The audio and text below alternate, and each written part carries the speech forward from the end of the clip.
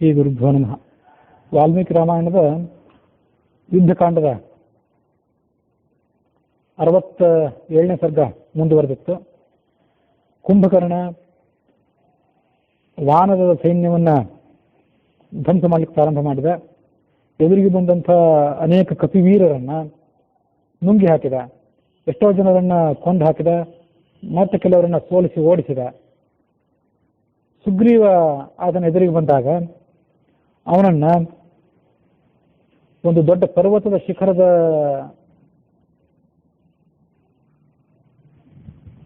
ಮೂಲಕ ಮೂರ್ಛೆಗೊಳಿಸಿದ.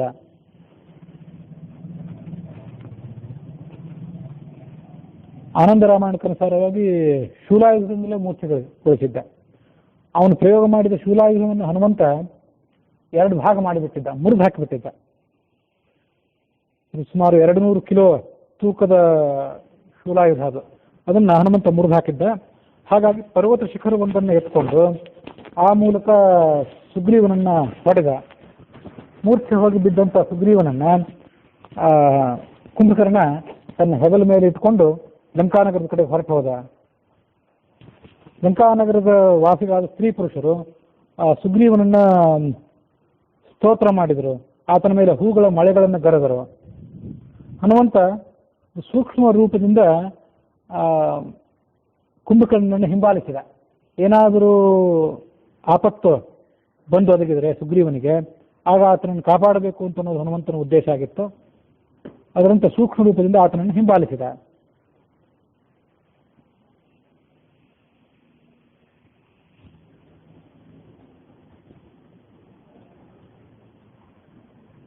ರಾಜಬೀದಿಯಲ್ಲಿ ಶೀತಲವಾದಂತಹ ವಾತಾವರಣವಿತ್ತು. ಆ ಶೀತಲವಾದಂತಹ ವಾತಾವರಣ ಇದ್ದಿದ್ದರಿಂದ ಮತ್ತು ಆ ರಾಕ್ಷಸ ಸ್ತ್ರೀ ಪುರುಷರು ಎರಚಿದಂಥ ಸುಗಂಧಪೂರಿತವಾದಂಥ ನೀರಿನ ಸ್ಪರ್ಶದಿಂದ ಮತ್ತು ಬಿದ್ದಂಥ ಏಟಿನ ತೀವ್ರತೆಯು ಕೂಡ ಕ್ರಮವಾಗಿ ಕಡಿಮೆ ಆಗಿದ್ದರಿಂದ ಸುಗ್ರೀವನಿಗೆ ಎಚ್ಚರ ಆಯಿತು. ಲಂಕಾಪಟ್ಟಣದ ರಾಜಮಾರ್ಗವನ್ನು ಆತ ಗಮನಿಸಿದ. ಕುಂಭಕರ್ಣ ನನ್ನನ್ನು ಹೀಗೆ ಎತ್ಕೊಂಡು ಹೋಗ್ತಿದ್ದಾನೆ, ಈಗ ನಾನು ಏನು ಮಾಡಬೇಕು, ಹೇಗೆ ಆತನ ಕೈಯಿಂದ ಬಿಡಿಸ್ಕೊಳ್ಬೇಕು, ಹೀಗೆ ಆಲೋಚನೆ ಮಾಡಿ ತನ್ನ ಉಗುರುಗಳಿಂದ ಕುಂಭಕರ್ಣನ 2 ಕಿವಿಗಳನ್ನು ಸೀಳಿದ. ಹಲ್ಲಿನಿಂದ ಕುಂಭಕರ್ಣ ಮೂಗನ್ನ ಕಚ್ಚಿದ. ಹಾಗೆ ಆತನ ಕಾಲು ಕೆಳಗಡೆ ಜೋತಾಡ್ತಿತ್ತಲ್ಲ, ಆ ಕಾಲಿನ ಉಗುರಿನಿಂದ ಕುಂಭಕರ್ಣನ 2 ಪಕ್ಕೆಲುಬುಗಳ ಭಾಗ ಏನಿದೆ ಅದನ್ನು ಸೀಳಿ ಹಾಕಿದ. ಆಕಸ್ಮಿಕವಾಗಿ ಉಂಟಾದಂಥ ಈ ಆಕ್ರಮಣದಿಂದ ಕುಂಭಕರ್ಣ ರೋಷಾವಿಷ್ಟನಾದ. ಸುಗ್ರೀವನನ್ನ ರಭಸದಿಂದ ನೆಲಕ್ಕೆಂದು ಅಪ್ಪಳಿಸಿದ. ಹೀಗೆ ಕುಂಭಕರ್ಣ ಸುಗ್ರೀವನನ್ನ ಮರ್ದನ ಮಾಡಲಿಕ್ಕೆ ಪ್ರಯತ್ನ ಪಟ್ಟಾಗ ಆ ಸುಗ್ರೀವ ಅಲ್ಲಿಂದ ಚೆಂಡಿನಂತೆ ಪುಟಿದು ಹಾರಿ ರಾಮ ಇದ್ದಲ್ಲಿಗೆ ಹೊರಟು ಹೋದ.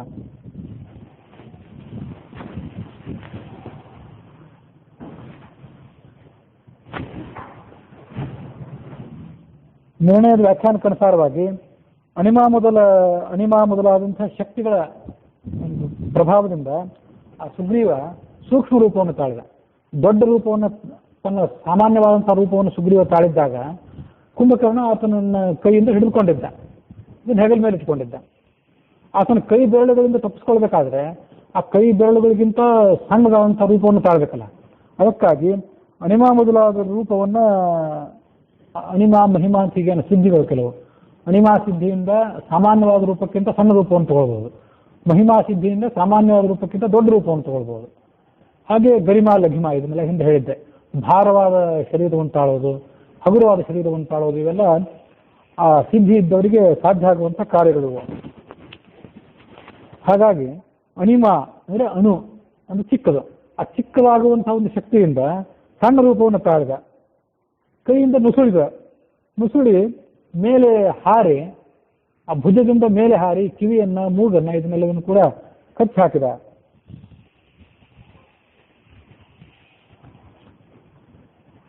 ಸುಗ್ರೀವಾಸನನ್ನ ನೆಲಕ್ಕೆ ಹೊಡೆದ. ನೆಲಕ್ಕೆ ಬಿದ್ದಂತಹ ಸುಗ್ರೀವನನ್ನ ಕಾಲಿನಿಂದ ಮತ್ತೆ ಮರ್ದನ ಮಾಡಲಿಕ್ಕೆ ಪ್ರಯತ್ನ ಪಟ್ಟ ಕುಂಭಕರ್ಣ. ಆದ್ರೆ ಆತನ ರೂಪ ಸಣ್ಣವಾಗಿತ್ತಲ್ಲ, ಹಾಗಾಗಿ ಅವನು ಆ ಕಾಲು ಬೆರಳುಗಳ ಸಂಧಿಯಿಂದ ಮೇಲೆ ಹಾರಿಬಿಟ್ಟ. ರಾಕ್ಷಸ ಮತ್ತೆ ಶೂಲಾಯುಧದಿಂದ ಇನ್ನೊಂದು ಆಯುಧದಿಂದ ಆತನನ್ನು ಕಿವಿಬೇಕು ಅಂತ ಪ್ರಯತ್ನ ಪಟ್ಟ. ಆಗ ಆ ಶೂಲಾಯುಧವನ್ನು ತನ್ನ ಕೈಯಿಂದ ತೆಗೆದುಕೊಂಡು ಹನುಮಂತ ಮುರಿದ ಅಂತ ನಿರ್ಣಯ.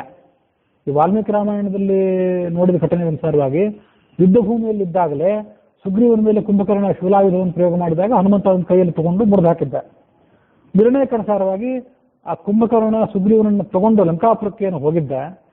ಅಲ್ಲಿ ಶೂಲಾಯುಧದಿಂದ ಆತ ಹೊಡೆಯಲಿಕ್ಕೆ ಪ್ರಯತ್ನ ಪಟ್ಟಾಗ ಸೂಕ್ಷ್ಮ ರೂಪದಿಂದ ಅಲ್ಲಿ ಹೋಗ್ತಿದ್ದಂಥ ಹನುಮಂತ ಆ ಶೂಲಾಯುಧವನ್ನು ಮುರಿದು ಹಾಕಿದ. ಅಮೋಘ ಶೂಲಂ ಪ್ರಪತಂತಮೀಕ್ಷ್ಯ ರವೇಸ್ತು ತಸ್ಯೋಪರಿ ಮಾರುತಾತ್ಮಜಃ ಪ್ರದೃಶ್ಯ ಜಾನೌ ಪ್ರಣಿಧಾಯ ಶೀಘ್ರಂ ಬಭಂಜತಂ ಪ್ರೇಕ್ಷ ನನಾದ ಚೋಚ್ಚೈಃ.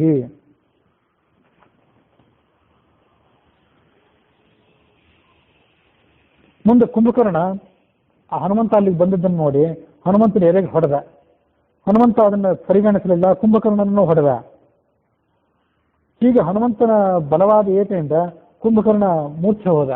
ಹೀಗೆ ಕುಂಭಕರ್ಣ ಮೂರ್ಛೆ ಹೋದಂತಹ ಸಮಯವನ್ನು ಸಾಧಿಸಿ ರಾಮ ಸುಗ್ರೀವ ಕುಂಭಕರ್ಣನ ಹಿಡಿತದಂತೆ ತಪ್ಪಿಸಿಕೊಂಡು ಸುಗ್ರೀವ ಮತ್ತು ಹನುಮಂತರಿಬ್ಬರು ರಾಮನ ಬಳಿಗೆ ಹೊರಟು ಹೋದರು. ಈಗ ಆ ಕುಂಭಕರ್ಣ ಮೂರ್ಛೆಯಿಂದ ಎಚ್ಚೆತ್ತುಕೊಂಡು ಮತ್ತೆ ರಾಮ ಲಕ್ಷ್ಮಣರಿದ್ದಲ್ಲಿಗೆ ಸಾಗಿದ, ಯುದ್ಧವನ್ನು ಮುಂದುವರಿಸಲಿಕ್ಕಾಗಿ ಸಾಗಿದ.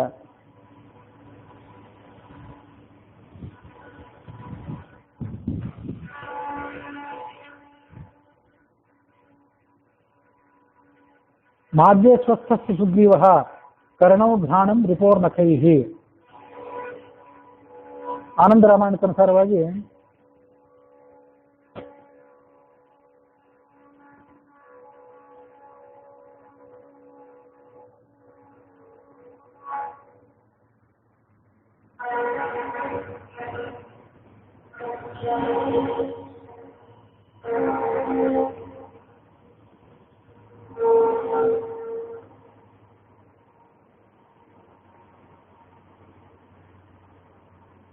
ಕಿವಿ ಮತ್ತು ಮೂಗುಗಳನ್ನು ಕತ್ತರಿಸಿದ. ದಾಳಿಯಿಂದ ಕಂಗೆಟ್ಟಂತ ಕುಂಭಕರ್ಣ ಅಲ್ಲಿ ತನಕ ತನ್ನ ಲಂಕಾನಗರದ ನಿವಾಸಿಗಳ ಕಡೆಯಿಂದ ಪ್ರಶಂಸೆಗೊಳಗಾಗಿದ್ದ. ಈಗ ಅವರ ಎದುರಿಗೆ ಆತನಿಗೆ ಅವಮಾನ ಆಯಿತು. ಮತ್ತೆ ಯುದ್ಧ ಭೂಮಿಗೆ ಮರಳಿದ. ಪುನರ್ಯಯೌ ರಣಭುವಂ ತಂ ದೃಷ್ಟ್ವಾ ರಘುನಂದನಃ ದಿವ್ಯಾಧ ನಿಶಿತೈರ್ಬಾಣೈಃ ಸೋಪಿ ರಾಮಂ ದ್ರುಮೈರ್ನಗೈಃ. ಮತ್ತೆ ಯುದ್ಧ ಪ್ರಾರಂಭ ಆಯಿತು. ಈ ಕಡೆ ಹನುಮಂತ ಹೀಗೆ ಆಲೋಚನೆ ಮಾಡಿದ. ವಿಚಿಂತಯಾಮಾಸ ತಥೋ ಹನುಮಾನ್ ಮಯೈವ ಹಂತುಂ ಸಮರೇ ಹಿ ಶಕ್ಯಃ ಅಸೌ ತಥಾತ್ಯೇನ ಮಹಂ ನಹನ್ನಿ ಯಶೋ ಹಿ ರಾಮಸ್ಯ ದೃಢಂ ಪ್ರಕಾಶಯನ್. ಈ ಕುಂಭಕರ್ಣನನ್ನ ಯುದ್ಧದಲ್ಲಿ ನಾನೇ ಕೊಲ್ಲಬಲ್ಲೆ, ನಾನೇ ಸೋಲಿಸಬಲ್ಲೆ, ನನಗೆ ಆ ಶಕ್ತಿ ಇದೆ. ಆದರೂ ಕುಂಭಕರ್ಣನ ಅಂತ್ಯಕ್ಕೆ ನಾನೀಗ ಕಾರಣ ಆಗೋದಿಲ್ಲ. ರಾಮನೇ ಆ ಕಾರ್ಯವನ್ನು ಮಾಡಲಿ, ರಾಮನಿಗೆ ಆ ಕೀರ್ತಿ ಬರಲಿ. ರಾಮ ಹಿಂದಿನ ವಿಷ್ಣುವಿನ ರೂಪದಲ್ಲಿ ಜಯ ವಿಜಯರಿಗೆ ಕೊಟ್ಟ ವರ ಏನಿತ್ತು ಅದನ್ನು ಕೂಡ ಹನುಮಂತ ನೆನಪು ಮಾಡಿಕೊಂಡಿದ್ದ. ಅನನ್ಯವಧ್ಯಂ ತಮಿಮಂ ನಿಹತ್ಯ ಸ್ವಯಂ ಸರಾಮೋ ಯಶ ಆಹರೇತ ದತ್ತೋ ವರೋ ದ್ವಾರಪಯೋ ಸ್ವಯಂ ಚ. ದ್ವಾರಪಯೋ ತನ್ನ ದ್ವಾರಪಾಲಕರಾದಂತಹ ಅವರಿಬ್ಬರಿಗೆ ಈತ ವರ ಕೊಟ್ಟಿದ್ದಾನೆ. ಹಾಗಾಗಿ ಆತ ಏನು ಸಂಕಲ್ಪ ಮಾಡಿದ್ದಾನೆ ಅದರಂತೆ ನಡೀಲಿ, ನನಗೆ ಶಕ್ತಿ ಇದ್ರೂ ಕೂಡ ನಾನು ಇವತ್ತು ಕುಂಭಕರ್ಣನನ್ನ ಕೊಲ್ಲೋದು ಬೇಡ ಅಂತ ಆಲೋಚನೆ ಮಾಡಿದ. ಮಯೈವ ವದ್ಧೌ ಭವತಂ ತ್ರಿಜನ್ಮಸು ಪ್ರಬುದ್ಧ ವೀರ್ಯಾದಿತಿ ಕೇಶವೇನ ಉಕ್ತಂ ಮಮೈವೇಶ ಯತಪ್ಯನುಗ್ರಹಂ ವಧೇಶ್ಚ ಕುರ್ಯ ನತು ಮೇ ಸಧರ್ಮ. 3 ಜನ್ಮದಲ್ಲೂ ಕೂಡ ನನ್ನಿಂದಲೇ ನೀವು ಹತರಾಗ್ತೀರಿ ಅಂತ ಜಯ ವಿಜಯರಿಗೆ ವಿಷ್ಣುವಿನ ವರ ಇತ್ತು. ಅದರಂತೆ ಹಿರಣ್ಯಾಕ್ಷ, ಹಿರಣ್ಯಕಶಿಪು, ರಾವಣ, ಕುಂಭಕರ್ಣ, ಶಿಶುಪಾಲ ದಂತವಕ್ತರಾಗಿ ಅವರು ವರಾಹ, ನರಸಿಂಹ, ರಾಮ ಮತ್ತು ಕೃಷ್ಣನ ಕೈಯಿಂದ ಹತ್ಯೆಗೊಳಗಾದರು. ಹಾಗಾಗಿ ಭಗವಂತನ ವರವನ್ನ ಮೀರೋದು ಕೂಡ ನನಗೆ ಯೋಗ್ಯ ಅಲ್ಲ, ಭಗವಂತನ ಸಂಕಲ್ಪವನ್ನೇ ಮೀರಿದಂಥದ್ದು. ಅದಕ್ಕಾಗಿ ನಾನು ಇವತ್ತು ಕುಂಭಕರ್ಣನನ್ನು ಕೊಲ್ಲೋದಿಲ್ಲ ಅಂತ ಆ ಹನುಮಂತ ಆಲೋಚನೆ ಮಾಡಿದ.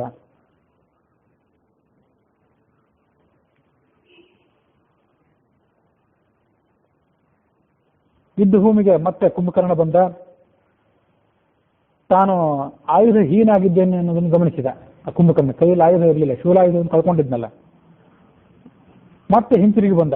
ಒಂದು ಮುದ್ಗರ ಆಯುಧ, ಗದೆಗೆ ಸಮಾನವಾದಂತಹ ಒಂದು ಆಯುಧ, ಅದನ್ನು ಕೈಯಲ್ಲಿ ಎತ್ಕೊಂಡು ಆ ಕಪಿಗಳ ಮೇಲೆ ಆಕ್ರಮಣ ಪ್ರಾರಂಭ ಮಾಡಿದ. ಕಪಿಗಳನ್ನ ಹಿಂಡು ಹಿಂಡಾಗಿ ನುಂಗಲಿಕ್ಕೆ ಪ್ರಾರಂಭ ಮಾಡಿದ. ಭಯಂಕರವಾದ ಹಸಿವು ಕೂಡ ಆಗಿತ್ತು ಆತನಿಗೆ. ಈಗಾಗಲೇ ಎದ್ದು ಕೂಡಲೇ ಭೋಜನ ಮಾಡಿದ್ದ, ಆದರೂ ಆತನ ಹಸಿವು ಹಿಂಗಿರಲಿಲ್ಲ. ರಕ್ತ ಮಾಂಸಗಳ ಮೇಲೆ ವಿಪರೀತವಾದಂಥ ಲಾಲಸೆನೂ ಕೂಡ ಇತ್ತು. ಆ ಪಿಶಾಚಿಗಳನ್ನ, ಅಲ್ಲಿ ಇದ್ದಂಥ ವಾನರನ್ನ, ಕರಡಿಗಳನ್ನ, ತನ್ನದೇ ಸೈನ್ಯದ ರಾಕ್ಷಸರು, ಪಿಶಾಚಿಗಳು ಅವರನ್ನು ಕೂಡ ನುಂಗಿಬಿಟ್ಟ. ಒಂದೊಂದು ಕೈಯಿಂದ 2-3 ವಾನರನ್ನ, ರಾಕ್ಷಸರನ್ನ ಎಲ್ಲ ಹಿಡಿದುಕೊಂಡು ಏಕಕಾಲದಲ್ಲಿ ನುಂಗಿ ಬಿಡ್ತಿದ್ದ. ಇಷ್ಟಾದ್ರೂ ಆ ಕಪಿಗಳು ಕೂಡ ದೊಡ್ಡ ದೊಡ್ಡ ಪರ್ವತ ಶಿಖರಗಳು, ವೃಕ್ಷಗಳು, ಅದರಿಂದ ಆ ಕುಂಭಕರ್ಣನನ್ನ ಪ್ರಹಾರ ಮಾಡಿದರು.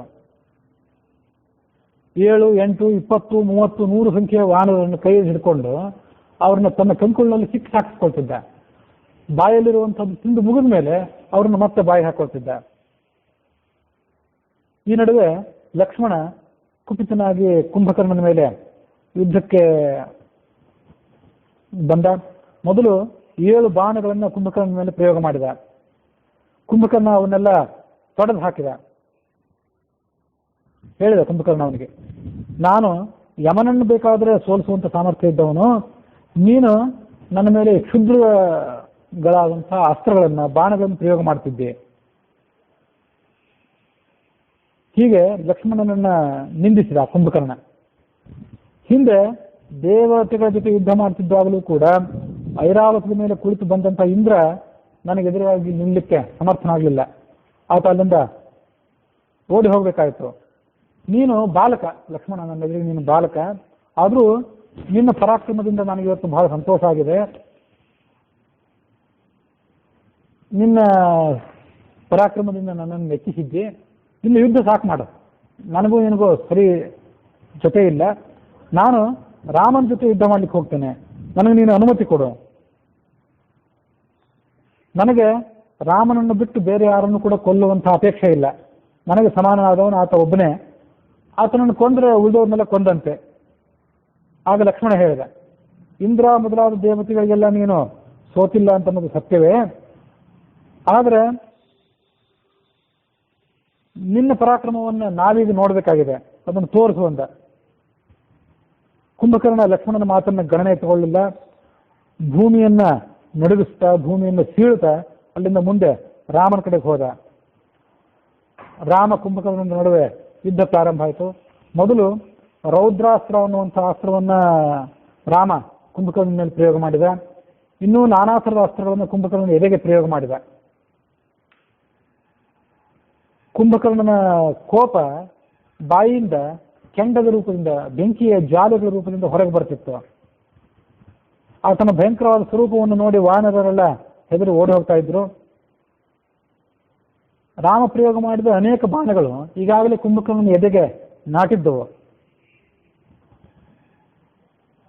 ಆ ಬಾಣಗಳ ಪ್ರಹಾರದ ಪರಿಣಾಮವಾಗಿ ಆತನ ಕೈಯಲ್ಲಿದ್ದಂತಹ ಮುದ್ಗರಾಯುಧ ಇರುತ್ತಲ್ಲ, ಅದು ಕೈ ಜಾರಿ ಕೆಳಗೆ ಬಿತ್ತು. ತಾನು ಆಯುಧಹೀನಾಗಿದ್ದೇನೆ ಅನ್ನೋದನ್ನು ಕುಂಭಕರ್ಣ ತಿಳ್ಕೊಂಡು ಮುಷ್ಟಿಯಿಂದ, ಕಾಲಿನಿಂದ ಆ ಕಪಿಗಳನ್ನ ಪ್ರಹಾರ ಮಾಡಲಿಕ್ಕೆ ಪ್ರಾರಂಭ ಮಾಡಿದ. ಕುಂಭಕರ್ಣನ ಇಡೀ ಶರೀರಕ್ಕೆಲ್ಲ ಏಟು ಬಿದ್ದಿತ್ತು. ರಾಮನ ಬಾಣಗಳ ಏಟು ಮತ್ತು ಕಪಿಗಳು ಪರ್ವತ ಶಿಖರ, ಬಂಡೆ ಕಲ್ಲುಗಳನ್ನು ಎತ್ತಿ ಹೊಡೆದಿದ್ದರ ಪರಿಣಾಮವಾಗಿ ಆತನ ಶರೀರವೆಲ್ಲ ತೊಯ್ದು ಹೋಗಿತ್ತು. ದೊಡ್ಡ ಪರ್ವತದ ಶಿಖರವನ್ನು ಎತ್ತಿ ರಾಮನ ಮೇಲೆ ಎಸೆದ. ರಾಮ ಅದು ತನ್ನ ಬಳಿಗೆ ಬರೋದರಲ್ಲೇ 7 ಬಾಣಗಳನ್ನು ಪ್ರಯೋಗ ಮಾಡಿ ಆ ಪರ್ವತ ಶಿಖರವನ್ನ ನುಚ್ಚು ನೂರು ಮಾಡಿದ. ಇಷ್ಟಾದ್ರೂ ಆ ಪರ್ವತದ ಶಿಖರದ ತುಣುಕುಗಳು ನೆಲದ ಮೇಲೆ ಬಿದ್ದು 200 ಸಂಖ್ಯೆಯ ವಾನರರನ್ನ ಅವು ನುಚ್ಚು ನೂರು ಮಾಡಿದವು. ಈ ಕಡೆ ಲಕ್ಷ್ಮಣ ಕುಂಭಕರ್ಣನ ಹತ್ಯೆಗಾಗಿ ಸಮಾಲೋಚನೆ ಮಾಡಿದ ಅಣ್ಣನ ಜೊತೆಗೆ. ರಕ್ತದ ವಾಸನೆಯನ್ನ ಆಘ್ರಾಣ ಮಾಡಿ ಈ ಕುಂಭಕರ್ಣನಿಗೆ ಮದ ಏರಿದೆ. ತನ್ನವರು ಯಾರು, ಪರಕೀಯರು ಯಾರು ಅನ್ನುವಂಥ ವ್ಯತ್ಯಾಸವೇ ಆತನಿಗೆ ತಿಳಿಯುತ್ತಿಲ್ಲ. ಹಾಗಾಗಿ ನಮ್ಮ ಕಡೆಯ ವಾನರ ದಳಪತಿಗಳು ಮತ್ತು ವಾನರ ಸೈನಿಕರು ಇವನ ಮೇಲೆ ಹತ್ತಿ ಕುಳಿತುಕೊಳ್ಳಿ, ಆ ಭಾರ ಈತನ ಶರೀರದ ಮೇಲೆ ಅನೇಕ ದೊಡ್ಡ ಸಂಖ್ಯೆಯಲ್ಲಿ ಕಪಿಗಳು ಈತನ ಮೇಲೆ ಹತ್ತಿ ಕುತ್ಕೊಂಡಾಗ ಅದರ ಭಾರವನ್ನ ಈತನಿಗೆ ತಾಳಲಿಕ್ಕಾಗದೆ ಆತ ಸಂಚಾರ ಮುಂದುವರಿಸೋದನ್ನು ಕಡಿಮೆ ಮಾಡ್ತಾನೆ. ಆಗ ಹೆಚ್ಚಿನ ಸಂಖ್ಯೆಯ ವಾನರ ಹತ್ಯೆ ಕಡಿಮೆ ಆಗ್ತದೆ. ಹೀಗೆ ಲಕ್ಷ್ಮಣ ಹೇಳಿದ ಕೂಡಲೇ ವಾನರರೆಲ್ಲ ನೆಲದ ಮೇಲೆ ಇದ್ದವರು ಹಠಾತ್ತಾಗಿ ಜಿಗಿದು ನೆಗೆದು ಆ ಕುಂಭಕರ್ಣನ ಮೇಲೆ ಹತ್ತಿ ಕೂತ್ಕೊಂಡ್ರು. ಆಗ ಕೆರಳಿದ ಆನೆಯಂತೆ ಆನೆ ತನ್ನ ಮೇಲೆ ಕೂತ್ಕೊಂಡಿರುವಂಥ ಮಾವುತಿಕನನ್ನು ಕೆಳಗೆ ಬೀಳಿಸುವಂತೆ ಆ ಕುಂಭಕರ್ಣ ಅವರನ್ನೆಲ್ಲ ಕೊಡವಿ ಕೆಳಕ್ಕೆ ಹಾಕಿದ. ಈ ರಾಮ ಮತ್ತೆ ಕುಂಭಕರ್ಣನ ಮೇಲೆ ಬಾಣ ಪ್ರಯೋಗ ಮಾಡಲಿಕ್ಕೆ ಪ್ರಾರಂಭ ಮಾಡಿದ. ವಾನರ ಸೈನಿಕರಿಗೆಲ್ಲ ಸಮಾಧಾನ ಹೇಳಿದ. ಲಕ್ಷ್ಮಣ ರಾಮ ಇವರಿಬ್ಬರು ಕೂಡ ಸೈನಿಕರು ಮತ್ತೆ ಕುಂಭಕರ್ಣನ ಮೇಲೆ ಯುದ್ಧಕ್ಕೆ ಮುನ್ನುಗ್ಗಿದ್ರು. ಪ್ರಹಾರದಿಂದಾಗಿ ಏಟನ್ನು ಸಹಿಸಲಿಕ್ಕಾಗದೆ ಆ ಕುಂಭಕರ್ಣನ ಬಾಯಿಂದ ರಕ್ತ ಹೊರಗೆ ಬರ್ತಿತ್ತು. ರಾಮ ಆ ಕುಂಭಕರ್ಣನಿಗೆ ಹೇಳಿದ, ಇಂದ್ರನನ್ನು ಗೆದ್ದಿದ್ದಿ, ಯಮನನ್ನು ಕೂಡ ಗೆದ್ದಿದ್ದಿ ಅಂತ ನೀನು ಪರಾಕ್ರಮವನ್ನು ಹೇಳ್ಕೊಳ್ತಾ ಇದ್ದಿ. ಇವತ್ತು ನನ್ನ ಜೊತೆ ಯುದ್ಧಕ್ಕೆ ಬಾ. ನಾನೇ ಜನಸ್ಥಾನದಲ್ಲಿ ದೊಡ್ಡ ಸಂಖ್ಯೆಯ ರಾಕ್ಷಸರನ್ನು ಹತ್ಯೆ ಮಾಡಿದಂತಹ ರಾಮ, ಬೇಗ ಇಲ್ಲಿ ಯುದ್ಧಕ್ಕೆ ಬಾ ಅಂತ ರಾಮ ಕುಂಭಕರ್ಣನನ್ನು ಆಹ್ವಾನಿಸಿದ. ಆಗ ತನ್ನ ಎದುರಿಗೆ ಬಂದು ನಿಂತವನು ರಾಮ ಅಂತ ಅವನಿಗೆ ಪರಿವೆ ಬಂತು. ಜೋರಾಗಿ ಅಟ್ಟಹಾಸ ಮಾಡಿ ನಕ್ಕದ. ರಾಮನ ಕಡೆಗೆ ಬಂದ. ನಾಹಂ ವಿರಾಧೋ ವಿಜ್ಞೇಯ ನ ಕಬಂಧ ಖರೋ ನ ಚ ನ ವಾಲಿ ನ ಚ ಮಾರೀಚ ಕುಂಭಕರ್ಣೋಹಮ ಆಗತಃ. ಹಿಂದೆ ನೀನು ವಿರಾಧನನ್ನು ಕೊಂದು ಹಾಕಿದೆ, ಕಬಂಧನನ್ನು ಕೊಂದು ಹಾಕಿದೆ, ಖರ, ದೂಷಣ, ವಾಲಿ, ಮಾರೀಚ ಇವರನ್ನೆಲ್ಲ ಕೊಂದು ಹಾಕಿದೆ. ಆಗ ನಾನು ಅವರೆಲ್ಲರಿಗಿಂತ ಮಿಗಿಲಾದಂಥ ಕುಂಭಕರ್ಣ, ನಾನು ನಿನ್ನ ಜೊತೆಗೆ ಯುದ್ಧ ಮಾಡಬೇಕು ಅಂತ ಬಂದಿದ್ದೇನೆ.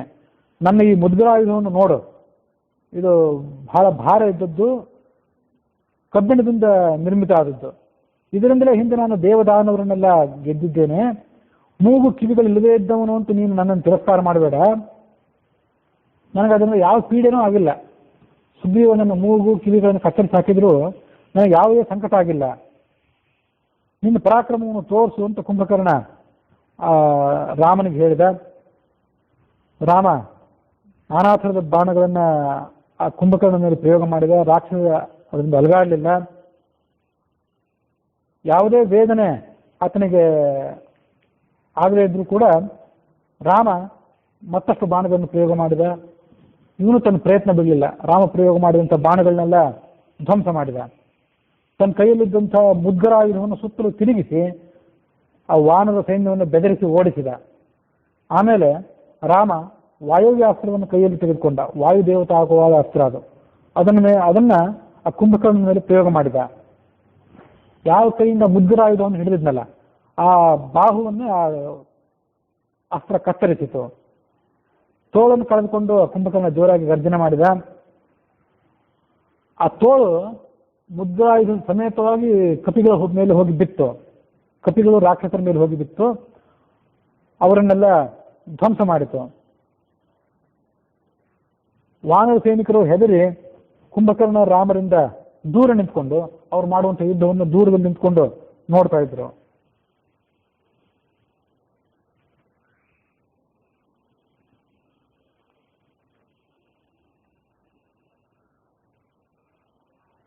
ಯಾವದ್ಬಲೇನ ನಿಹನತ್ ಖರಾದಿಕಾನ್ ನ ತಾವತೇವ ನೆಪತತ್ ರಾಕ್ಷಸಃ ಅಥ ಪ್ರಹಶ್ಚಾತ್ಮಬಲೈಕದೇಶಂ ಪ್ರದರ್ಶಯನ್ ಬಾಣವರಾನ್ಮಮೋಚ. ಹಿಂದೆ ಖರ, ದೂಷಣ ಮೊದಲಾದ ರಾಕ್ಷಸರನ್ನ ರಾಮ ಕೊಂದಿದ್ದಲ್ಲ, ಅಷ್ಟು ಬಲವನ್ನ ಈ ಕುಂಭಕರ್ಣನ ಮೇಲೆ ಪ್ರಯೋಗ ಮಾಡಿದರೆ ಆ ಬಲ ಕುಂಭಕರ್ಣನನ್ನು ನಾಶ ಮಾಡಲಿಕ್ಕೆ ಸಾಕಾಗಲಿಲ್ಲ. ಅದಕ್ಕಿಂತಲೂ ಹೆಚ್ಚಿನ ಬಲವನ್ನು ಪ್ರಯೋಗ ಮಾಡಬೇಕಾಯಿತು. ಆದರೆ ವಾಸ್ತವಿಕವಾಗಿ ತನ್ನ ಪೂರ್ಣ ಬಲವನ್ನು ಪ್ರಯೋಗ ಮಾಡಲಿಕ್ಕೆ ರಾಮನಿಗೆ ಮೊದಲೇ ಶಕ್ತಿ ಇದ್ರು. ಯುದ್ಧದ ಪ್ರಾಥಮಿಕ ಹಂತದಲ್ಲಿ ಆತ ಪ್ರಯೋಗ ಮಾಡಲಿಲ್ಲ. ಅದನ್ನು ಪೂರ್ಣ ಬಲವನ್ನು ಸ್ವಲ್ಪ ಭಾಗವನ್ನು ಮಾತ್ರ ಪ್ರಯೋಗ ಮಾಡಿದ್ದ.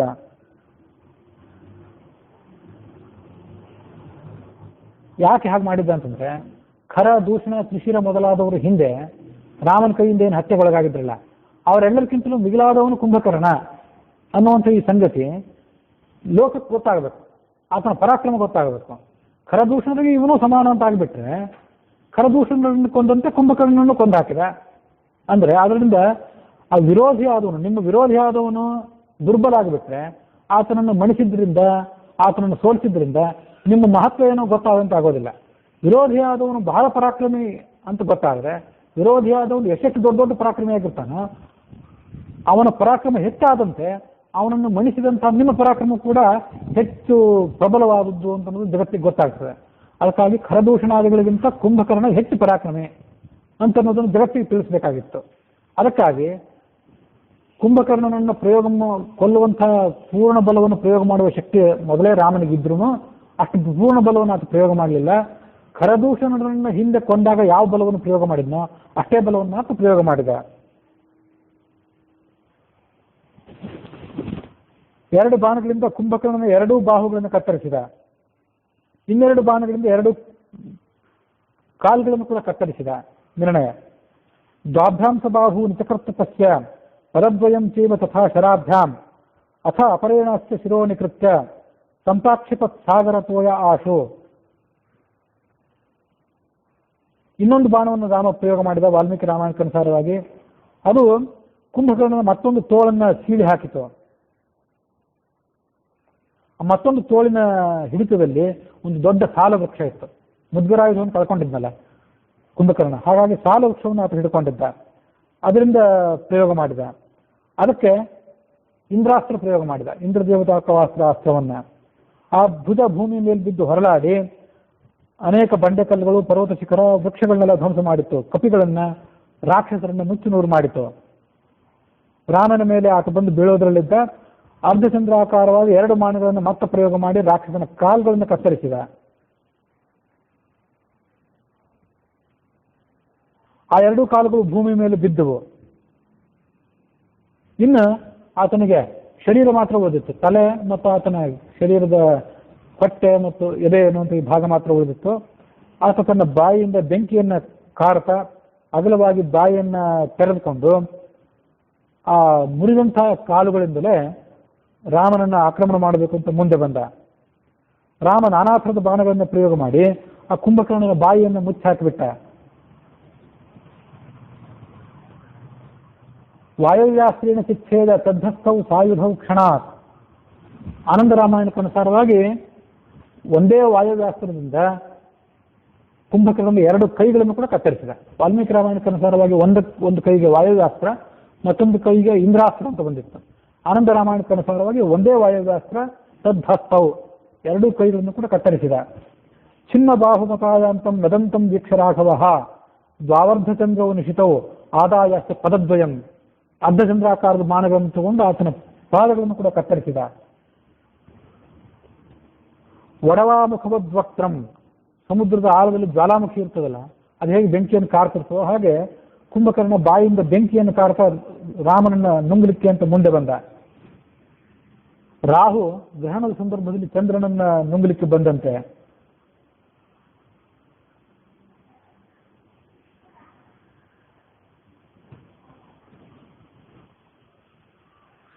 ಕುಂಭಕರ್ಣನಿಗೆ ಆ ಬಾಯೆಲ್ಲ ಬಾಣಗಳು ತುಂಬಿಕೊಂಡಾಗ ಆತನಿಗೆ ಮಾತಾಡಲಿಕ್ಕೂ ಕೂಡ ಶಕ್ತಿ ಇಲ್ಲದಂತಾಯ್ತು. ಆರ್ತನಾದ ಮಾಡ್ತಾ ಹಾಗೆ ಮೂರ್ಛಿತನಾಗಿ ಬಿದ್ದು ಬಿಟ್ಟ. ಈ ನಡುವೆ ಮತ್ತೊಂದು ಬಾಣವನ್ನ ರಾಮ ಕೈಯಲ್ಲಿ ತೆಗೆದುಕೊಂಡ. ಆ ಬಾಣ ಬ್ರಹ್ಮದಂಡ, ಕಾಲದಂಡ. ಚತುರ್ಮುಖ ಬ್ರಹ್ಮನ ಕೈಯಲ್ಲಿರುವಂತಹ ದಂಡ, ಯಮನ ಕೈಯಲ್ಲಿರುವಂತಹ ಕಾಲದಂಡ, ಅದಕ್ಕೆ ಸಮಾನವಾದಂತಹ ಪರಾಕ್ರಮ ಇತ್ತು ಅದಕ್ಕೆ. ಅದನ್ನ ಇಂದ್ರನ ಮಂತ್ರದಿಂದ ಅಭಿಮಂತ್ರಣ ಮಾಡಿದ್ದ ರಾಮ. ಹಿಂದೆ ಅದೇ ಇಂದ್ರನೇ ಕುಂಭಕರ್ಣನ ಕೈಯಿಂದ ಸೋತು ಹೋಗಿದ್ದ, ಇಂದ್ರಜಿತನ ಕೈಯಿಂದ ಸೋತಿದ್ದ, ರಾವಣನ ಕೈಯಿಂದನೂ ಕೂಡ ಸೋತಿದ್ದ. ಆದರೆ ಅದೇ ಇಂದ್ರ ದೇವತಾಕವಾದ ಅಸ್ತ್ರವನ್ನ ರಾಮ ತನ್ನ ಕೈಯಲ್ಲಿ ತೆಗೆದುಕೊಂಡು ತನ್ನ ಪ್ರಭಾವದಿಂದ ಆ ಕುಂಭಕರ್ಣನ ಮೇಲೆ ಪ್ರಯೋಗ ಮಾಡಿದ.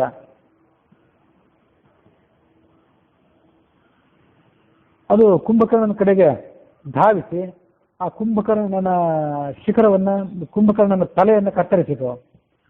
ದೊಡ್ಡ ದೊಡ್ಡ ಕೋರೆ ದಾಡೆಗಳಿದ್ದವು ಆ ಕುಂಭಕರ್ಣನ ತಲೆಗೆ. ಅದರ ಆ ಮುಖದ ಶೋಭೆಯೆಲ್ಲ ಈಗಾಗಲೇ ಹಾಳಾಗಿ ಹೋಗಿತ್ತು. ಕಿವಿ ಮತ್ತು ಕಣ್ಣು ಮೂಗುಗಳನ್ನ ಸುಗ್ರೀವ ಕತ್ತರಿಸಿ ಹಾಕಿದ್ದ. ಹೀಗೆ ಈಗಾಗಲೇ ತನ್ನ ವೈಭವವನ್ನು ಆ ಮುಖ ಕಳ್ಕೊಂಡಿತ್ತು. ಅಂಥ ಕುಂಭಕರ್ಣನ ಶಿರಸ್ಸನ್ನ ರಾಮ ಕತ್ತರಿಸಿ ಹಾಕಿದ. ಅಥವಾ ಸೂರ್ಯ ಪ್ರತೀಕಾಶಂ ಐಂದ್ರಂ ಝರ ಮನೋತ್ತಮಂ. ಆನಂದ ರಾಮಾಯಣ ಕೂಡ ಅದನ್ನ ಇಂದ್ರ ದೇವತಾಕವಾದ ಅಸ್ತ್ರ ಅಂತಾನೆ ಹೇಳ್ತದೆ. ಮುಮೋಚ ತೇನ ಚಿಚ್ಛೇದ ಕುಂಭಕರ್ಣ ಶಿರೋಮಹತ್. ಅದ್ರ ಮೂಲಕವಾಗಿ ಕುಂಭಕರ್ಣನ ತಲೆಯನ್ನು ಆತ ಕತ್ತರಿಸಿದ. ನಿರ್ಣಯಕ್ಕನುಸಾರವಾಗಿ ಆ ತಲೆಯನ್ನು ಕತ್ತರಿಸಿದ ಬಾಣ ಯಾವುದು, ಅದಕ್ಕೆ ಪ್ರಯೋಗ ಮಾಡಿದ ಅಸ್ತ್ರ ಯಾವುದು ಅನ್ನುವಂಥ ಮಾಹಿತಿ ಇಲ್ಲ. ಆದರೆ ವಾಲ್ಮೀಕಿ ರಾಮಾಯಣ, ಆನಂದ ರಾಮಾಯಣದಲ್ಲಿ ಬಂದಿದ್ದನ್ನ ನಿರ್ಣಯ ವಿರೋಧಿಸಿಲ್ಲ. ಆದ್ದರಿಂದ ಅದನ್ನು ಇಂದ್ರಾಸ್ತ್ರ ಅಂತ ನಾವು ಪರಿಗಣನೆ ಮಾಡಬಹುದು. ಆ ತಲೆಯನ್ನು ಕತ್ತರಿಸಿ ಅದನ್ನ ಸಮುದ್ರದಲ್ಲಿ ಬೀಳಿಸಿದ ಸಂಪ್ರಾಕ್ಷಿಕ ಸಾಗರ ತೋಯ ಆಶು, ಅದೆಲ್ಲರ ನೆಲದ ಮೇಲೆ ಬಂದು ಬಿದ್ದರೆ ಮತ್ತಷ್ಟು ರಾಕ್ಷಸರು ವಾನರನ್ನು ಧ್ವಂಸ ಮಾಡಿತು ಅನ್ನುವ ಮುಂದಾಲೋಚನೆಯಿಂದ ಅದನ್ನು ಕತ್ತರಿಸಿ ಸಮುದ್ರದ ನೀರಿನಲ್ಲಿ ಬೀಳಿಸಿದ. ಅವರ್ಧತಾಬ್ಧಿ ಪತಿತೇಶ್ಚ ಕಾಯೇ ಮಹಾಚಲಾಭೆ ಕ್ಷಣದಾಚರಸ್ಯ ಸುರಾಶ್ಚ ಸರ್ವೇ ವವೃಷು ಪ್ರಸೂನೈ ಮುದಾಸ್ತುವಂತೋ ರಘುವರ್ಯ ಮೂರ್ಧ್ನಿ. ಕುಂಭಕರ್ಣನ ತಲೆ ಮಾತ್ರ ಅಲ್ಲ,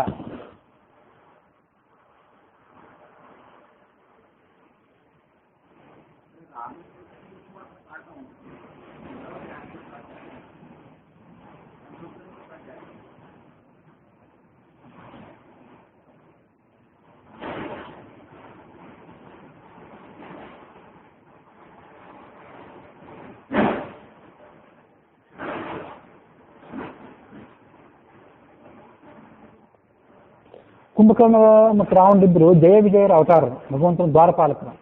ಅವರಿಗೆ ವಿಷ್ಣುವಿನ ಮೂಲಕನೇ ಸಾವು ಅಂತ ವರ ಇತ್ತು.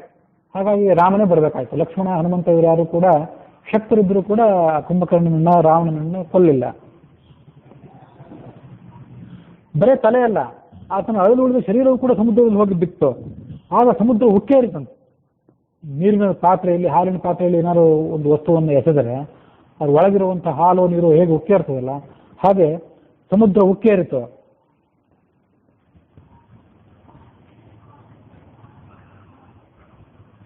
ವಾಲ್ಮೀಕಿ ರಾಮಾಯಣಕ್ಕನುಸಾರವಾಗಿ ಆ ತಲೆ ಹೋಗಿ ಲಂಕಾನಗರದಲ್ಲಿ ಬಿತ್ತು, ಶರೀರ ಹೋಗಿ ಸಮುದ್ರದಲ್ಲಿ ಬಿತ್ತು. ಸಮುದ್ರದಲ್ಲಿ ಬಿದ್ದು ಸಮುದ್ರದಲ್ಲಿದ್ದಂತಹ ದೊಡ್ಡ ದೊಡ್ಡ ಮೊಸಳೆಗಳು, ತಿಮಿಂಗಿಲ ಮೊದಲಾದಂಥ ಮೀನುಗಳು ಅವುಗಳನ್ನೆಲ್ಲ ಧ್ವಂಸ ಮಾಡಿತ್ತು. ಮತ್ತು ಧ್ವಂಸ ಮಾಡಿ ಬಿದ್ದ ರಭಸಕ್ಕೆ ಸಮುದ್ರ ತಲದಲ್ಲಿದ್ದಂತಹ ಭೂಮಿಯನ್ನು ಭೇದಿಸಿಕೊಂಡು ಪಾತಾಳಕ್ಕೆ ಹೋಗಿ ಸೇರಿಕೊಂಡಿತ್ತು. ಭೂಮಿ ಮತ್ತು ಪರ್ವತಗಳೆಲ್ಲ ಕಂಪಿಸಿದವು. ದೇವತೆಗಳು ಸಂತುಷ್ಟರಾಗಿ ಕೋಲಾಹಲ ಧ್ವನಿ ಮಾಡಿದರು. ಆಕಾಶದಲ್ಲಿದ್ದಂಥ ದೇವತೆಗಳು, ಮಹರ್ಷಿಗಳು, ಪನ್ನಗರು, ಕಿಂಪುರುಷರು, ಕಿನ್ನರರು ಇವರೆಲ್ಲ ರಾಮನ ಪರಾಕ್ರಮವನ್ನು ನೋಡಿ ಪ್ರಶಂಸೆ ಮಾಡಿದರು. ಯೋಜನಾನಾಂ ತ್ರಿಲಕ್ಷಂ ಹಿ ಕುಂಭಕರ್ಣೋ ಅಭ್ಯವರ್ಧತ ಪೂರ್ವಂ ಪಶ್ಚಾತ್ ಸಂಚುಕೋಚ ಲಂಕಾಯ ಉಷಿತಂ ಸ್ವಯಂ. ಕುಂಭಕರ್ಣನ ಮೂಲ ಸ್ವರೂಪ ಎಷ್ಟಿತ್ತು ಅಂದರೆ 3 ಲಕ್ಷ ಯೋಜನದಷ್ಟು ಎತ್ತರವಾಗಿತ್ತು ಆತನ ಮೂಲ ಸ್ವರೂಪ. ಅದು ಲಂಕಾನಗರದಲ್ಲಿ ವಾಸ ಮಾಡಲಿಕ್ಕೆ ಕಷ್ಟ ಆದೀತು ಅಂತೇಳಿ ತನ್ನ ಅಷ್ಟು ದೊಡ್ಡ ಪ್ರಮಾಣದ ಶರೀರವನ್ನು ಆತ ಸಂಕೋಚ ಮಾಡಿಕೊಂಡಿದ್ದ. ಈಗೇನು ಆತನ ಶರೀರ ಬಹಳ ದೊಡ್ಡದು ಅಂತ ಕಾಣಿಸುತ್ತಲ್ಲ ರಾಮಲಕ್ಷ್ಮಣಾದಿಗಳಿಗೆ ಮತ್ತು ಕಪಿವೀರರಿಗೆ.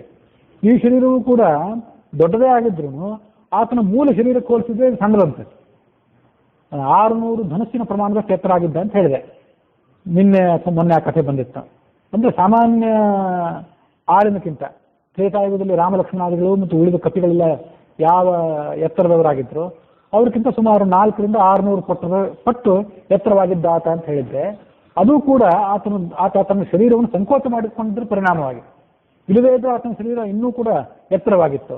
ಲಂಕಾನಗರದಲ್ಲಿ ವಾಸ ಮಾಡಲಿಕ್ಕೆ ಅನುಕೂಲ ಆಗುವಂತೆ ಅದನ್ನು ಸಣ್ಣದು ಮಾಡಿಕೊಂಡಿದ್ದ ಆತ. ಆದರೆ ಸಾಯುವ ಕಾಲದಲ್ಲಿ ಆ ಶರೀರ ಮತ್ತೆ ಹಿಂದಿನಂತೆ 3 ಲಕ್ಷ ಯೋಜನದಷ್ಟು ಎತ್ತರವಾಗಿ ಬೆಳೆಯಿತು. ಬೆಳೆದು ಅದು ಸಮುದ್ರದಲ್ಲಿ ಹೋಗಿ ಬಿದ್ದಾಗ ಸಮುದ್ರ ಅದರಿಂದ ಉಕ್ಕೇರಿತು. ಇಲ್ಲಿ ಒಂದು ಸಂಗತಿಯನ್ನು ಏನು ನೋಡ್ಬೇಕಂತಂದ್ರೆ, ಈ ಭೂಮಿಯನ್ನು ನಾವು ಸಪ್ತದ್ವೀಪ, ಸಪ್ತ ಸಾಗರಗಳ ಸಮೇತವಾದಂತಹ ಭೂಮಂಡಲ ಅಂತ ಹೇಳ್ತೀವಿ. ಇದನ್ನು ಅದು ಮೊನ್ನೆ ದಿವಸ ಹೇಳಿದ್ದೆ. ಭೂಮಿ ಅಂದ್ರೆ ಈ ಭೂಮಿ ಅಲ್ಲ, ನಾವೀಗೇನು ಇದ್ದೀವಲ್ಲ ಇದು ಭೂಮಿ ಅಲ್ಲ. ಇದಕ್ಕಿಂತಲೂ ದೊಡ್ಡದಾದ ಭೂಮಿ ಮತ್ತೊಂದಿದೆ. ಅದರಲ್ಲಿ 7 ದ್ವೀಪ ಇವೆ, 7 ಸಾಗರಗಳಿವೆ. ಅದರಲ್ಲಿ ನಾವು ಬದುಕಿರುವಂಥದ್ದು ಏನು, ಜಂಬೂ ದ್ವೀಪ. ಅದಕ್ಕೆ ಸಂಧ್ಯಾವಂದನೆ ಮಾಡುವಾಗ ಇದನ್ನು ಜಂಬೂ ದ್ವೀಪೆ, ದಂಡಕಾರಣ್ಯ ಅಂತೇವೆ. ಮತ್ತು ಇದು ಉಪ್ಪಿನ ಸಮುದ್ರ. ಹೀಗೆ ಹಾಲಿನ ಸಮುದ್ರ, ತುಪ್ಪದ ಸಮುದ್ರ, ಕಬ್ಬಿನ ಹಾಲಿನ ಸಮುದ್ರ, ಹೀಗೆ ನಾನಾ ಥರದ ಸಮುದ್ರಗಳಿವೆ. ನಾನಾ ಥರದ ದ್ವೀಪಗಳು ಕೂಡ ಇವೆ. 7 ದ್ವೀಪಗಳು ಮತ್ತು 7 ಸಾಗರಗಳಿವೆ. ಈ ಉಪ್ಪಿನ ಸಮುದ್ರ ಏನಿದೆಯಲ್ಲ, ಈ ಉಪ್ಪಿನ ಸಮುದ್ರ ಜಂಬೂ ದ್ವೀಪ, ನಾವೀಗ ಬದುಕಿರುವಂತಹ ಜಂಬೂ ದ್ವೀಪ ಇದು. ಈ ಜಂಬೂ ದ್ವೀಪದ ಹೊರಗೆ ಉಪ್ಪಿನ ಸಮುದ್ರ ಇದೆ. ಆ ಉಪ್ಪಿನ ಸಮುದ್ರದ ಕೊನೆ ಬರಲಿಕ್ಕೆ ಆ ಕಡೆ ಇನ್ನೊಂದು ತುದಿಗೆ ಲಕ್ಷದ್ವೀಪ ಅಂತ ಇದೆ. 7 ದ್ವೀಪಗಳ ಪೈಕಿ ಅದು ಮತ್ತೊಂದು ದ್ವೀಪ. ಅಂತೂ ಈ ಜಂಬೂ ದ್ವೀಪದಿಂದ ಲಕ್ಷದ್ವೀಪದ ತನಕ ಇರೋದಂಥ ಅಂತರ 1,00,000 ಯೋಜನ. ಆ 1,00,000 ಯೋಜನ ಅಂತರ ಇರುವಂಥ ಆ ಉಪ್ಪಿನ ಸಮುದ್ರದಲ್ಲಿ 3,00,000 ಯೋಜನ ಅಂತರ ಇದ್ದಂತಹ ಕುಂಭಕರ್ಣನ ಶರೀರ ಬಿಟ್ಟು ಹೇಗೆ, ಅದನ್ನು ಹಿಡಿಸಿದ ಹೇಗೆ ಅಂತಂದ್ರೆ ಅದನ್ನ ಹೀಗೆ ಅರ್ಥ ಮಾಡ್ಕೊಳ್ಬೇಕು.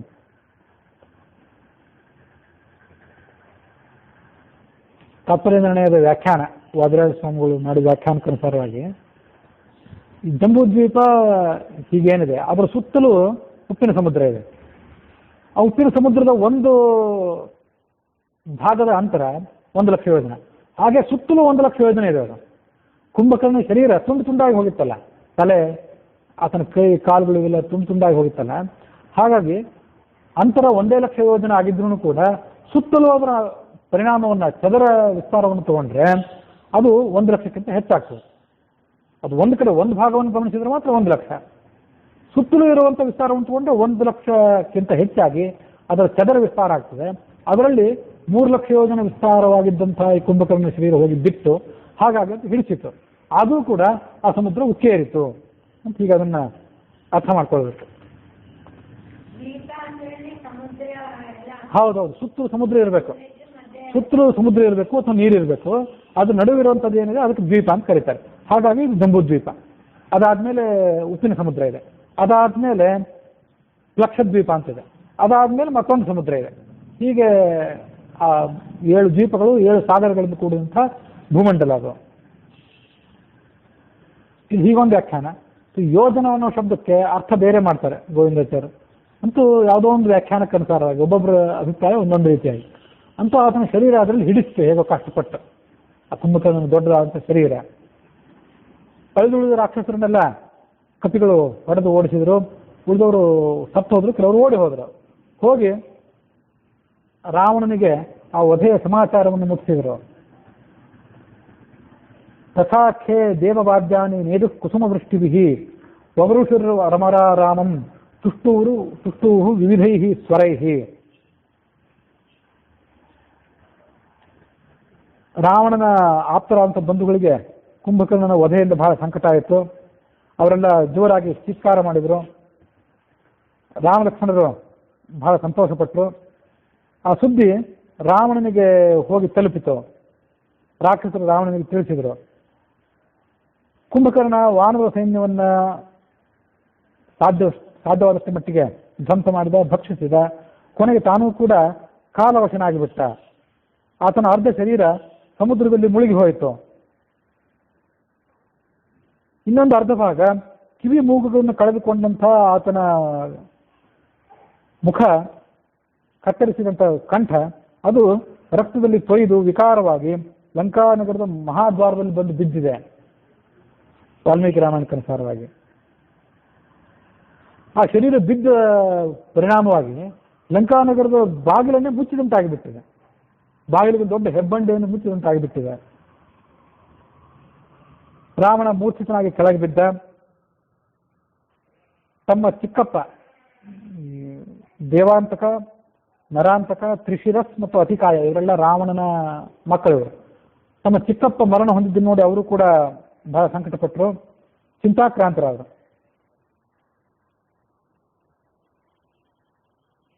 ಕುಂಭಕರ್ಣನ ಸಹೋದರರಾದಂತಹ ಮಹೋದರ ಮಹಾಪಾರ್ಶ್ವ ಇವರು ಕೂಡ ಶೋಕಾಕ್ರಾಂತರಾದರು. ರಾವಣ ಅಯುತ್ ಪ್ರಾರಂಭ ಮಾಡಿದ. ನೀನು ಮಹಾಪರಾಕ್ರಮಿ ಆಗಿದ್ದಿ, ಇಂದ್ರಾದಿ ದೇವತೆಗಳನ್ನು ಕೂಡ ಕೊಂದಿದ್ದಿ, ಇವತ್ತು ನೀನು ಯಮನ ಪಟ್ಟಣಕ್ಕೆ ಹೊರಟು ಹೋಗಿಬಿಟ್ಟೆ. ನಮಗೇನು ಸಂಕಟ ಇವತ್ತು ಬಂದು ಹೊರಗಿತ್ತು, ಯಾವ ಮುಳ್ಳು ನಮ್ಮ ಎದೆಗೆ ನಾಟಿ ನಮ್ಮನ್ನು ನೋಯಿಸ್ತಿತ್ತು, ಆ ಮುಳ್ಳನ್ನು ತೆಗಿಬೇಕು ಅಂತ ನಿನ್ನನ್ನು ಕಳಿಸಿದ್ದೆ. ನೀನು ಆ ಕೆಲಸವನ್ನು ಮಾಡದೆ ಕೆಲಸವನ್ನು ಅರ್ಧಕ್ಕೆ ನಿಲ್ಲಿಸಿ ಹೊರಟು ಹೋಗಿಬಿಟ್ಟಿದ್ದೆ. ನಾನಿವತ್ತು ಶೂನ್ಯನಾಗಿಬಿಟ್ಟಿದ್ದೇನೆ ನಿನ್ನ ಕಳೆದುಕೊಂಡು. ಯಾಕಂದ್ರೆ ನನ್ನ ಬಲಭುಜದಂತಿದ್ದಂಥ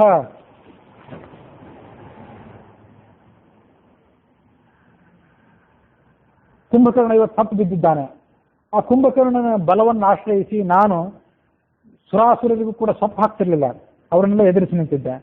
ಅಂಥ ಕುಂಭಕರ್ಣನನ್ನು ರಾಮ ಹೇಗೆ ಕೊಂದು ಹಾಕಿದ? ನಿನಗೆ ವಜ್ರಾಯುಧದ ಪ್ರಹಾರವೂ ಕೂಡ ಯಾವುದೇ ಪೀಡೆಯನ್ನು ಉಂಟು ಮಾಡ್ತಿರ್ಲಿಲ್ಲ. ಅಂಥದ್ದು ನಿನಗೆ ರಾಮನ ಅಸ್ತ್ರ ಹೇಗೆ ತೊಂದರೆ ಕೊಟ್ಟಿತು? ಇದೇ ಸಂದರ್ಭವನ್ನು ಕಾಯ್ದು ಕಪಿಗಳು ಆ ಲಂಕಾನಗರವನ್ನು ಧ್ವಂಸ ಮಾಡ್ತಾರೆ. ಕುಂಭಕರ್ಣ ಇಲ್ಲ ಅಂತ ಆದಮೇಲೆ ನನಗಿನ್ನು ಈ ರಾಜ್ಯ ತಗೊಂಡು ಏನಾಗಬೇಕಾಗಿದೆ, ಸೀತೆಯನ್ನಾದರೂ ವಶಪಡಿಸ್ಕೊಂಡು ಏನಾಗಬೇಕಾಗಿದೆ, ನನಗೆ ಬದುಕಿರ್ಲಿಕ್ಕೆ ಮನಸ್ಸಿಲ್ಲ. ನಾನು ರಾಮನನ್ನ ಯುದ್ಧದಲ್ಲಿ ಕೊಲ್ಲದೇ ಇದ್ರೆ ನಾನು ಇಲ್ಲಿ ತನಕ ಬದುಕಿದ್ದು ವ್ಯರ್ಥ, ನನ್ನ ಪ್ರಯತ್ನವೆಲ್ಲ ವ್ಯರ್ಥ. ಇಲ್ಲಿ ತನಕ ನಾನು ನನ್ನವ್ರನ್ನೇನು ಕಳ್ಕೊಂಡಿದ್ದೇನೆ. ಈ ದುಃಖವನ್ನು ಮರೆಯಬೇಕಂದ್ರೆ ನಾನು ರಾಮನನ್ನ ಕೊಲ್ಲಬೇಕು. ನನ್ನ ತಮ್ಮ ಕುಂಭಕರ್ಣ ಎಲ್ಲಿಗೆ ಹೋದ್ನೋ ನಾನು ಅಲ್ಲಿಗೆ ಹೊರಟು ಹೋಗ್ಬೇಕಂತ ಪ್ರಯತ್ನ ಪಡ್ತೇನೆ. ನಾನು ದೇವತೆಗಳನ್ನೆಲ್ಲ ಹಿಂದೆ ಅನೇಕ ಬಾರಿ ಸದೆ ಬಡ್ದಿದ್ದೆ, ಅವರನ್ನೆಲ್ಲ ನನ್ನ ಇವತ್ತು ಅಪಹಾಸ್ಯ ಮಾಡ್ತಾರೆ ನನ್ನನ್ನು ನೋಡಿ. ಕುಂಭಕರ್ಣ ಸತ್ತು ಹೋದ್ಮೇಲೆ ಆ ದೇವತೆಗಳ ಮೇಲೆ ನನಗೆ ಪ್ರತೀಕಾರ ಮಾಡ್ಲಿಕ್ಕೆ ಹೇಗೆ ಸಾಧ್ಯ? ನನಗೆ ಯಾರು ಬಲ? ತದಿದಮ್ಮ ಮನುಪ್ರಾಪ್ತಂ ವಿಭೀಷಣವತ ಶುಭಂ ಯದಜ್ಞಾನ ಮಯಾ ತಸ್ಯ ನ ವಿಹಿತಂ ಮಹಾತ್ಮನಃ. ನನ್ನ ಮತ್ತೊಬ್ಬ ತಮ್ಮ ಕುಂಭಕರ್ಣ ಪುಣ್ಯಾತ್ಮನಾದವನು, ಮಹಾತ್ಮ ಅವನು. ಅವನು ನನಗೆ ಸಲಹೆ ಕೊಟ್ಟ, ಯುದ್ಧ ಬೇಡ ಅಂತೇಳಿ, ಸೀತೆಯನ್ನು ಒಪ್ಪಿಸಿಬಿಡು ಅಂತ ಹೇಳಿದ. ನಾನು ಅಜ್ಞಾನದಿಂದ ಅದನ್ನು ಕೇಳಲಿಲ್ಲ. ಸಹಸ್ರ ಸಹಸ್ರನನ್ನು ಕಳ್ಕೊಂಡೆ, ಕುಂಭಕರ್ಣನನ್ನು ಕಳ್ಕೊಂಡೆ. ಈಗ ನನಗೆ ಮೇಲಿಂದ ಮೇಲೆ ವಿಭೀಷಣನ ಮಾತು ನೆನಪಿಗೆ ಬರ್ತಿದೆ. ನೆನಪಿಗೆ ಬಂದು ನನಗೆ ನಾಚಿಕೆಯನ್ನು, ಭಯವನ್ನು ಉಂಟು ಮಾಡ್ತಾ ಇದೆ. ತಸ್ಯಾಯಂ ಕರ್ಮಣಃ ಪ್ರಾಪ್ತೋ ವ್ಯತಾಕೋ ಮಮ ಶೋಕದಃ ಎನ್ಮಯ ಧಾರ್ಮಿಕ ಶ್ರೀಮಾಂತ ನಿರಸ್ತೋ ವಿಭೀಷಣ. ಕುಂಭಕರ್ಣನ ಪ್ರಹಸ್ತನ ವರೆಗೆ ನಾನು ಕಾರಣ ಆದೆ. ವಿಭೀಷಣ ಹೇಳಿದ ಮಾತನ್ನು ಕೇಳಲಿಲ್ಲ. ವಿಭೀಷಣನ ಮಾತನ್ನು ಕಡೆಗಣಿಸಿದೆ ಅಂತ ಮಾತ್ರ ಅಲ್ಲ, ವಿಭೀಷಣನನ್ನು ಅವಮಾನಗೊಳಿಸಿ ನಾನು ಓಡಿಸಿಬಿಟ್ಟೆ. ಆ ಪಾಪದ ಫಲವನ್ನು ನಾನು ಇವತ್ತು ಅನುಭವಿಸ್ತಿದ್ದೇನೆ ಅಂದ ರಾವಣ. ಆದರೆ ಪ್ರತಿಷ್ಠೆಗೆ ಬಿದ್ದುಬಿಟ್ಟಿದ್ದ, ಹಠಕ್ಕೆ ಬಿದ್ದಿದ್ದ. ಇಷ್ಟೆಲ್ಲ ಆದ್ಮೇಲೆ ಸೀತೆಯನ್ನು ಒಪ್ಪಿಸ್ಕೊಳ್ಳಿಕ್ಕೆ ಆತನಿಗೆ ಮನಸ್ಸು ಆಗುವಂತಿರಲಿಲ್ಲ. ಯಾಕಂದ್ರೆ ಇನ್ನೊಬ್ಬ ಇದ್ದ ಸಾಯಬೇಕಾದವನು, ಇಂದ್ರಜಿತ್ ಒಬ್ಬ ಇದ್ದ. ಆತನ ಬಲದ ಮೇಲೂ ದೊಡ್ಡ ವಿಶ್ವಾಸ ರಾವಣನಿಗೆ. ಹೀಗೆ ನಾನಾ ಥರವಾಗಿ ಸಂಕಟಪಟ್ಟ, ದೈನ್ಯದಿಂದ ಶೋಕಪಟ್ಟ. ಮತ್ತೊಮ್ಮೆ ಮೂರ್ಛೆ ಹೋಗಿ ಬಿದ್ದ ಅನ್ನುವಲ್ಲಿಗೆ ವಾಲ್ಮೀಕಿ ರಾಮಾಯಣದ ಯುದ್ಧಕಾಂಡದ 68ನೇ ಸರ್ಗ ಸಮಾಪ್ತ ಆಗಿದೆ.